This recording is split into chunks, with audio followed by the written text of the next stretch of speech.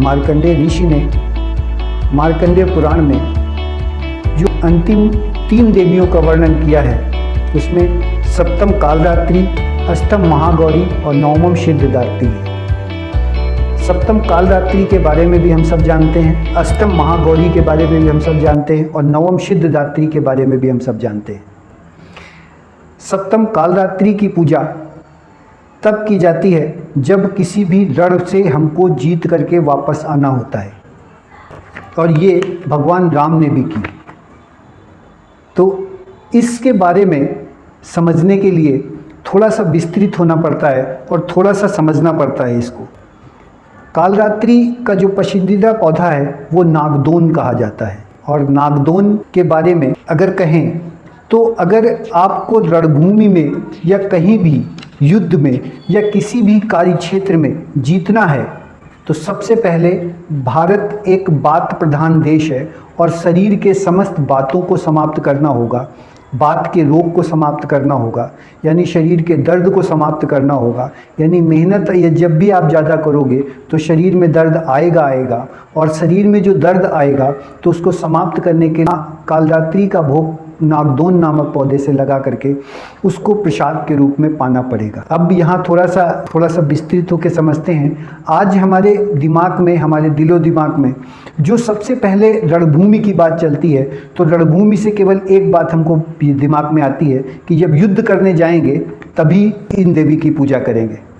जबकि रण हमारे जीवन में सबसे बड़ा रण जो है वो बीमारी से युद्ध करना है, और इसके लिए जो गांधी जी के 3 बंदर हैं, इसके लिए जो प्रज्ञा अपराधो ही सर्व रोगाणां मूल कारणम बताया गया, जो इसके लिए जो मन क्रम वचन द्वारा किए गए गलतियों के कारण हम जो बीमार होते हैं, उसके लिए जो बताया गया, उस रणभूमि में जीतना जीवन की सबसे बड़ी जीत बताई गई है।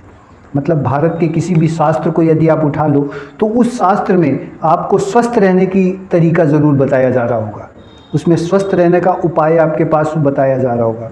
उसमें स्वस्थ रहने का तरीका यदि नहीं बताया जाता, उपाय यदि आपको नहीं बताया जाता, तो भी आपसे स्वस्थ रहने का अनुरोध किया जा रहा होगा। कोई भी शास्त्र यही उपाय बताता है कि भारत के अंदर यदि सबसे बड़ा कोई पुण्य का काम है तो स्वयं को स्वस्थ रखना, और उस अपने साथ में दूसरे को स्वस्थ यदि आप रख लेते हो तो ही मोक्ष के भागी हो सकते हो।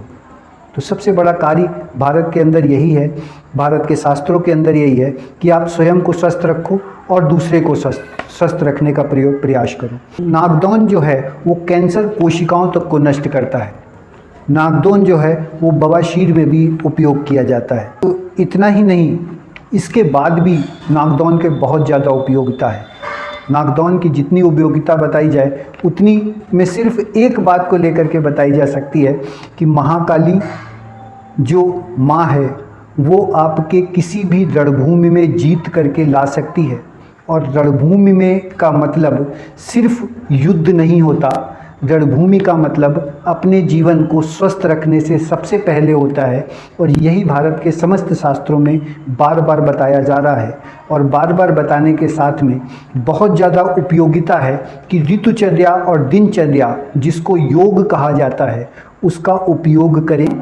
और उस समीकरण को जब आप समझोगे तो आपको योग समझ में आ जाएगा। और उसके लिए भगवान कृष्ण ने गीता में अर्जुन से कहा कि युक्ताहार विहारस्य युक्ता चेष्टस्य कर्मसु युक्ता स्वप्ना बबोधस्य योगो भवति दुःखा।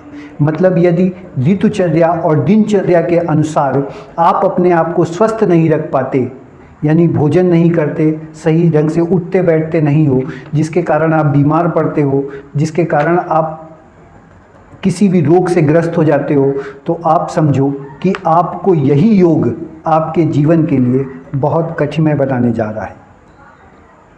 तो सप्तम देवी का उपयोग जैसे समझ सकें वैसे करें, और इस दिमाग से बिल्कुल इस बात को निकाल दें कि रणभूमि में जब जाना है तभी माँ काली की पूजा करती है।